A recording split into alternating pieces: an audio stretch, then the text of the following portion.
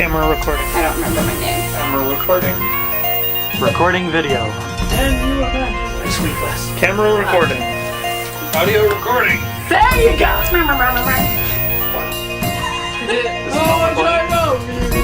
Sorry, never mind.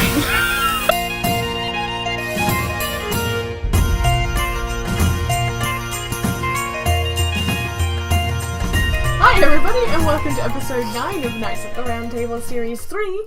Today we are discussing the 2014 film Big Hero 6, and I'm going to start with general impressions of the film. Jen, would you like to go first? Not really. I think it's got a great breadth of characters. It's got wide variety of emotions going on. I like it a lot. It's not really like my feel-good movie that I go to, but yeah. I definitely get the urge to watch it again and again. Excellent. Jasmine? I very much enjoyed it. I thought it was really good, even if it was the whole thing was kind of deja vu. I'm staring at it, I'm like, I swear I saw this on season 8 of SG1. But even so, I mean, my only issue with it was I saw it for the first time for this. So I think this morning. So I think it had gotten very overhyped in my head. So I had a lot of ideas of just how emotionally impactful it was going to be, and because I was so prepared for that, in some ways it fell short just because of all the hype about it. Nothing against it. I'm sure if I'd gone into it not having talked to anybody or heard how much everybody who ever saw it bawled their eyes out and for days, if I wasn't expecting to cry so much, then I probably would have cried a lot. I love this film so much. I am one of those saps that cried a lot, even though I have seen it multiple times. I watched it this morning with Jasmine, and I was sitting partially on the with chair. us. Yeah. Well, yeah, every time the sad scenes came on, I noped right out of there. Like, nope. Because I had enough for crying for the morning. It was beautifully constructed, wonderfully written. The characters were hilarious, and the kabuki mask as a character in itself was hugely intimidating. Just that sinister black with the kabuki mask on it. I loved it so much. He was such a good villain. Yeah, I love this film. And I like that he was a relatable villain as well. Like, it wasn't he was a stereotypical. Villain, yeah. It wasn't the guy you expected it to be. I love the red herring of Yeah. Cray. Yeah. It was so obvious that it was Cray, and then it it's wasn't. like, what? And then it wasn't, but not only was it not, it was that you felt for him. Like, Yeah. you could really understand why he was making the choices he was making. And I think that's what makes a good story, because every story has two sides to it. And so the fact that you really got to understand both sides. Yeah, But if he'd been a little bit smarter, he could have, like, I don't know, asked for help. But then you wouldn't have had a movie. I know. I really adored that the villain in this piece was actually a guy with a lot of heart. Yeah. And that the red herring was a terrible human being. Yeah. Like, he was not a nice fella. No. At all. So, yeah, I really liked the way they threw that loop in. I mean, actually, I couldn't decide. I was like, well, it's not going to be Cray because it's so obviously Cray. So I was like, it's going to be one of the two who died in the fire. Which one's it going to be? It's not going to be Tadashi. Well, exactly. But I mean, I was like, it could be. Who knows? No. Yeah. Who knows? Couldn't have been Tadashi. Well, yeah. I don't know. There were some parts that I found very predictable. There was really, I don't know. I didn't find that there was too much that really surprised me. Yeah. Mostly because I'm like, oh, he's got a brother. Well, the brother's doomed. Like, as soon as he showed up on the motorcycle, I'm like, well, that's it. No, he's dying first now. It's like, because every single time you cannot have an origin. Disney. You can't have any kind of origin story without. You can't have any kind of reliable parental figure in an origin story. You can't. Aunt Cass was pretty awesome. She's my future. I'm pretty sure. Like, let's be real. I'm gonna be crazy Aunt Cass when I grow up. It's just the way. Crazy. She had a lot of great lines. One of my favorites was, "Should I have read a book on parenting? Probably!" Like, that's going to be me. Like, I can just see it. I can see it now. But, yeah, and, it's just, as an oldest sibling, it's one of the things that always drives me crazy how very, very few stories there are that are about the oldest sibling.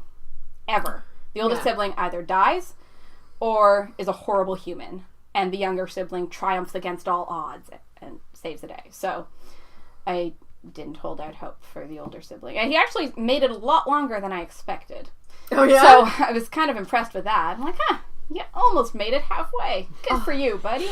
His death was one of the 3 times I suppressed bawling in the cinema when I went and saw this. Because I saw this with my dad, who is not a very cry-y person. It's true. So, every time I wanted to cry, I just sort of clamped up, and then there were just the silent tears streaming down my cheeks. That was the first set of silent tears. That was how I watched Inside Out. Except I was sitting next to my dad, and he is a cry person. I looked over at one point and realized he was doing the same thing, so then I felt better. But, yeah. There were a lot of small things that I found really clever and very funny. In the opening butt fight, the villain of that particular scene, Yama, cracked me up, because Yama in Japanese means mountain. And he's this massive mountain of a man. I did not know that. But it doesn't surprise As soon as me. they I always introduced- think Disney's so smart with stuff like that. As soon as they introduced him, Yama, I'm like, that's awesome. That's what Mount Fuji's Fujiyama. That makes sense. Yama means mountain. Yeah. The more you know. Yeah, I learned Starlight. my new thing today. They got a lot of things right, like failing to have that brilliant idea when you really need a brilliant idea. That was super relatable. Yeah, 100%. Yeah. A lot of it was very relatable. I like And they did it so funnily too, like the whole start of Eye of the Tiger music, and then the pen goes to the paper and then just It's scratch. And he's like, no! Who hasn't been there? I like that they showed Tadashi's failures. Yes. Yes. That was huge. That was huge. Like, you won't get it the first try. Yeah. Or, Try again. The important thing, 31st try. The important thing is you keep trying. Yeah. Yeah. And I like that especially because a lot of movies gloss over the whole working things out in science, so I guess you get the impression that it just happens like that. Yeah. When really all the big breakthroughs are years and years and years. Well, they even showed it with Go-Go. She's like, super fast wheel, not fast enough. Yeah. And you see this mountain of wheels in Yeah. the garbage can, and you're like, wow. Yeah. And with Hiro, when after the Eye of the Tiger bit, when he's just surrounded by all the crumpled pages everywhere, like you see that everybody's having their various processes. Yes. And it shows them like learning and stuff. Like Honey Lemon, when she's got the massive ball of tungsten, there was no reason for her to do that other than to see what happens. Yeah. It was an experiment. Yeah. A very expensive experiment. But an You can do these things at university. At this particular university. Yeah. I like that there were super smart people in this. It's amazing how smart those people were. Yeah. And I liked that the super smart people were the heroes, not just the hero's backup. Yes. That is something that doesn't happen often enough. No. And they were so varied in their smarts. Like, even Fred, who didn't go to university, who was and just like their cheerleader. Science enthusiast! Yay, science! Yeah. And he's like brilliant with that action-y everybody has their own thing. Yeah, it was awesome.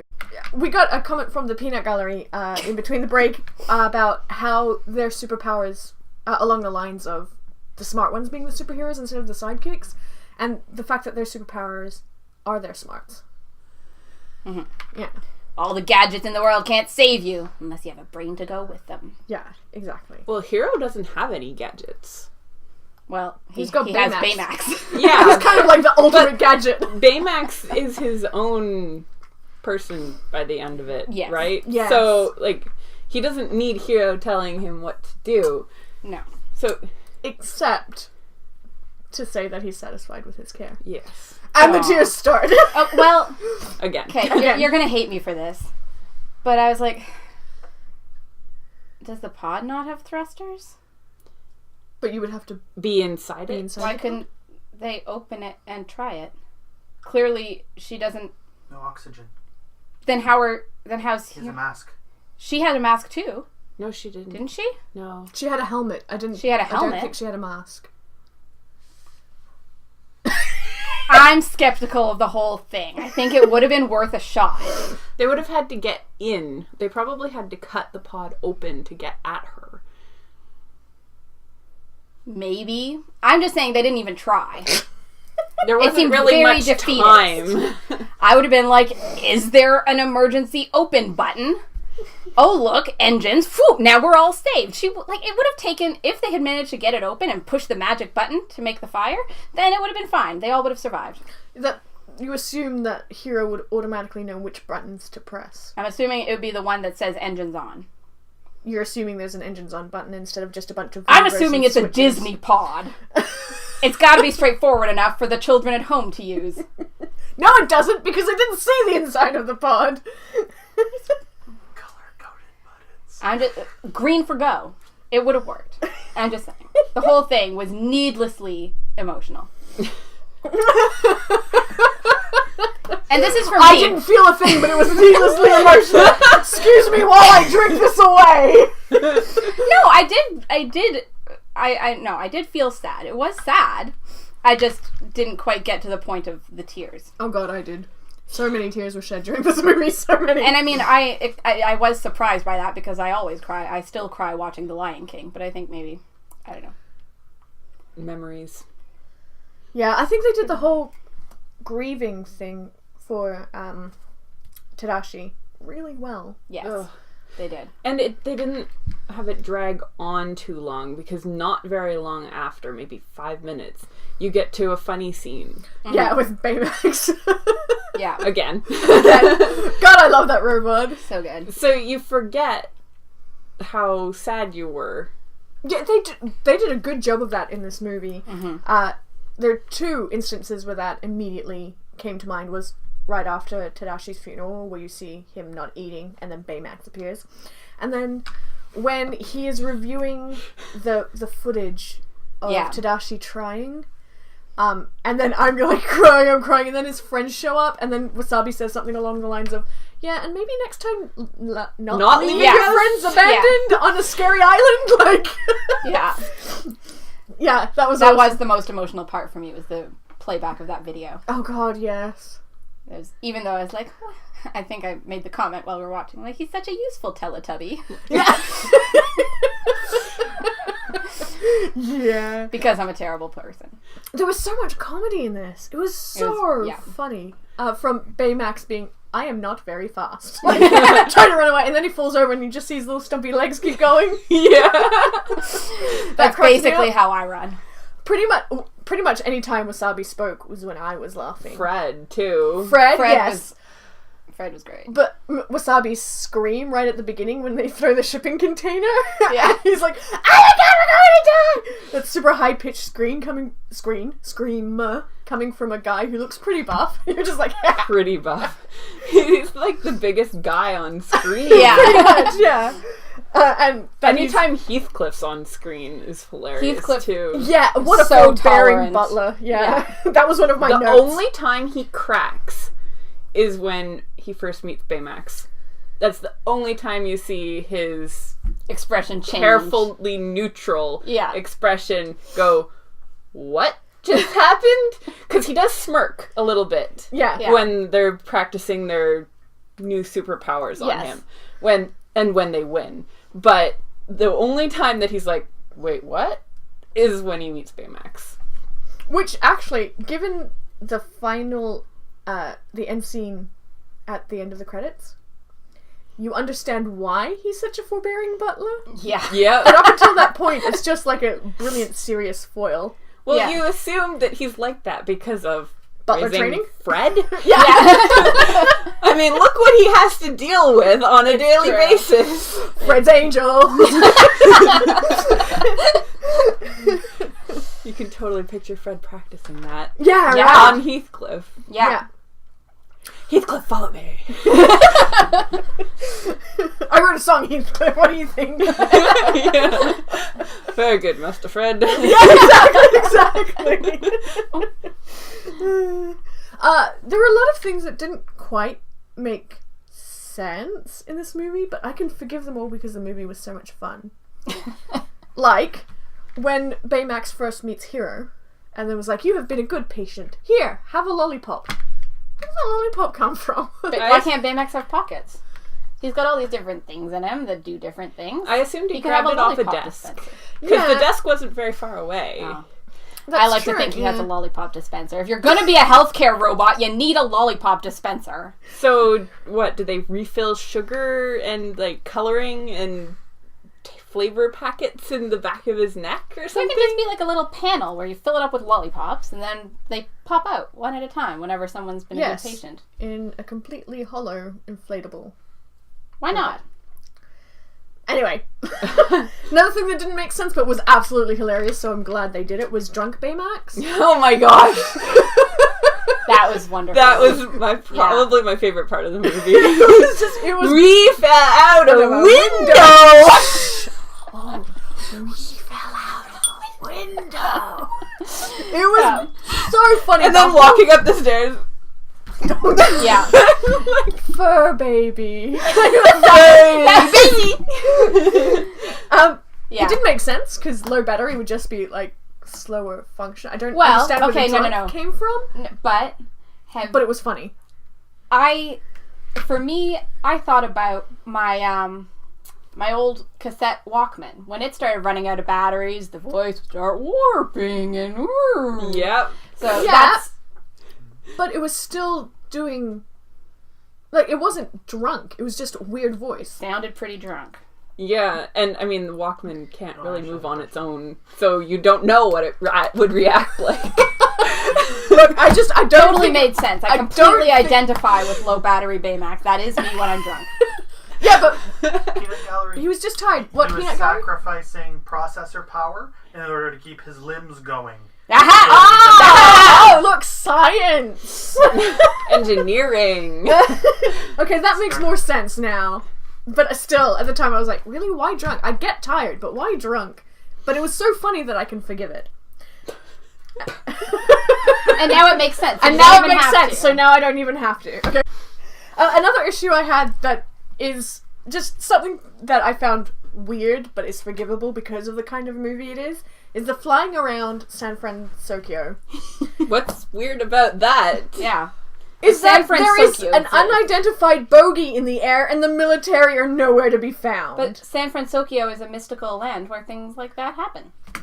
Considering the university that is there, But still, why are there not more flying robots? There are so is many pretty robots. much the question. Yes, what the question but- should be. Well, no, because ordinarily you would contact people and you would be like, okay, I am doing this experiment between this time and this time. Please Nah. don't Okay, shoot it but- out of the sky. I don't think the But- nerd school would think of doing that. I think Well, they'd I just mean- be like, I have a robot and it's going to fly! Goodbye! I think they would if that was standard, but I mean, I think the fact that they call it San Francisco immediately says it's like our world, but it's not. And so things like that. And I mean, robots, it's kind of, they're fairly standard. Yeah. Yes, but still, So- even still, it didn't make sense to me. But because of the kind of movie it is. And it's San Francisco, it's not a real place, so who's to say what they do there? Maybe they don't have military. They didn't, like, even the they news... have bad guys. They have a They general. have military. They Even- had police officers, but Yeah, I didn't see they- anything more than that. Oh, really? Because when they were activating the Stargate, I'm pretty sure they called one of the guys General. Yeah. So, Military. not necessarily from San Francisco. But it doesn't matter, it means they have a military. Yeah, but even so, I mean, they seemed, even at the end, the news report on, the big cleanup sounded so unconcerned with the whole thing. Which means... Which means that it's not unusual. To have buildings fly up into To a have, Stargate like, held up by robot battles. nanobots. Yeah. I'm just saying, Radar is useless under 20,000 feet. There. What do you say to that? Yeah, but people would be reporting there's a giant red flying robot with some guy with an Optimus Prime helmet on. Yeah, Might have but been a weather balloon. I think that, I don't know, I got the generating idea that And people, it wasn't a big deal to people. They're like, oh, how nice, a flying robot. the military Like, isn't that what would you be like, is it hurting anyone? No. Is it destroying anything? No. Well, then why are you calling us? Leave us alone. We've got other things to do. Yeah, but I'm sure there are plenty of fairly destructive flings that fly over other places on their way. Destructive flings? Yes, there are many destructive flings. Those are called affairs. I'm gonna drink more. But my point still stands. I think you've lost credibility. What kind of movie it is, it's entirely forgivable, but it did sort of strike me as odd that there was this robot flying around and, like, nothing else happening. I wasn't... They had other weird things floating in the sky, though. like wind turbine things. Yeah, like there's... But I would imagine those are known. There's an unknown thing in the sky. To me, in, like, reality, which this movie isn't, so it's forgivable. That's my point! Apparently, I We don't don't know live what in the reality parameters- because if a robot flew past me, I'd be like, oh, a robot! That's so exciting! I would be, is that a Decepticon? Because we're in trouble. But we don't know what the parameters are in this world, so I'm not concerned. Well, it struck me as odd, and sort of... And I'm the paranoid one. So, clearly not a big deal. Everything's fine, as you were. Were there any other things that you No, found? those were, like, the three major things that... Because there's one Okay. thing that I discussed with With the peanut gallery. with my husband before Same this. thing. He mentioned that Baymax never asks for permission to Oh, yeah, yeah. scan Yes. the person. I mean, yes, his job is a nurse or medical still. health But even care still, when you're person. applying first aid, you ask for consent. Yeah. So, Unless they're unconscious. Yes. Well, Unless- even if you're unconscious, you still ask and you take no response. Mind as you, implied he help me, never, yeah, as implied consent. he never healed without permission. That... Did he? The bacitracin scan, he waited until Hero said, okay. Oh. Oh, yeah. That's true. I lost track of that. I wasn't paying enough attention, clearly. But Yeah. he scans automatically. Yeah. That would be something to look into in Baymax 2.0. Yeah. The, seek consent before applying treatment. Yes. Yeah. Before scanning. Before scanning. Yeah. One of the things I really loved about this movie is that, yeah, they stopped the bad guy, but the actual truly heroic act was saving Callahan's daughter. That was the big Yes. hero moment, rather than Actually? just stopping the bad guy. Abigail. Yeah. That made me happy. That it Yeah. wasn't taking someone down, it was saving someone. And learning lessons about And learning revenge. lessons, yes. And the price of it, I guess. Yeah. The mental... And I did like also that they addressed... I mean, even in the very first... thing, when Baymax first appears, and says, on a scale of 1 to 10, how is your pain? And Hero says, mental or physical. And I appreciated that they acknowledged pain in more forms than purely physical. Mm-hmm. I thought that was... Baymax didn't have a mental database yet at that well, point. exactly. But Yeah. Hero still made that comment. point, yeah. And then they kind of went from there. So I thought that was important. Yes, it was. Out of topic question. Is this the third fuck, is this the third session Third session of what? of breaks? Have we had 2 breaks yet? I think so. Yes. Yeah. Yes. Yeah, okay, then we're going to go to final thoughts before we do our ratings. Final thoughts between the replicators and the Stargates. It was They're not replicators! They're microbots! They can't replicate themselves! I said that too! No, Look, but- if you're gonna pick apart there should be jets in the sky with Baymax is they flying around. operate exactly like replicators. Except they don't replicate. And they only... But they're tiny little blocks that build themselves into only new with things. only with the mental, Right, they human can't- mental capacity. But that was telling how the them to do replicators it. started. I'm just saying, that's how the replicators started, so I don't think this is going to lead to anything good.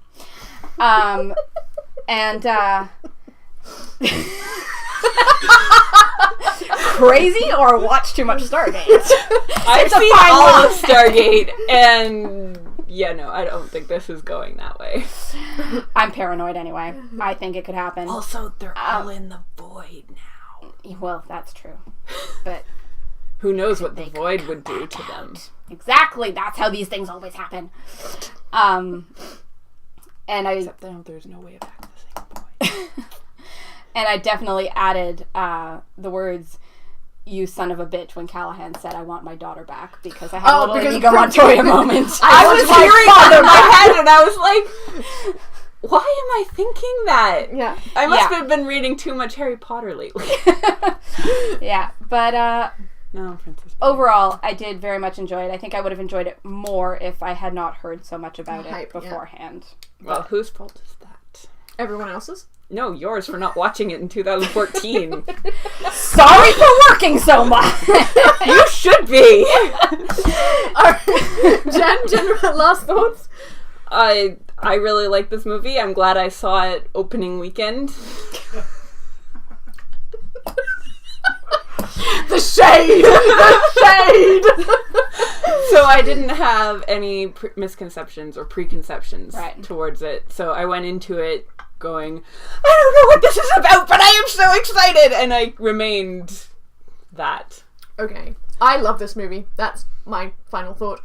We only have 1 minute left, so star rating? 4. Jen? 4? Sorry, No, that's okay. jumped. 5. Yeah, 4 for me too. It was a brilliant film, and I really, really, really enjoyed it. And there were tears. I am unashamed So- of my 5. I give so out my many- 5s to things that I love. You shouldn't be ashamed of your 5. Alright, so if you have any thoughts about the film... Oh, yeah. We need to pick the new one. Jen! Watch it be a horror Fingers film. crossed, fingers crossed. Well, it won't be mine. Harvey, 1950. Yeah! That's the Jimmy Stewart Yes! rabbit one? Yes! Sure. Harvey's Okay. fantastic. Okay, Harvey, 1950 is the film that we will be doing in 2 weeks' time. If you have any thoughts about Big Hero 6, leave a comment down below. You can also find us on Twitter and Facebook. We love you, bye!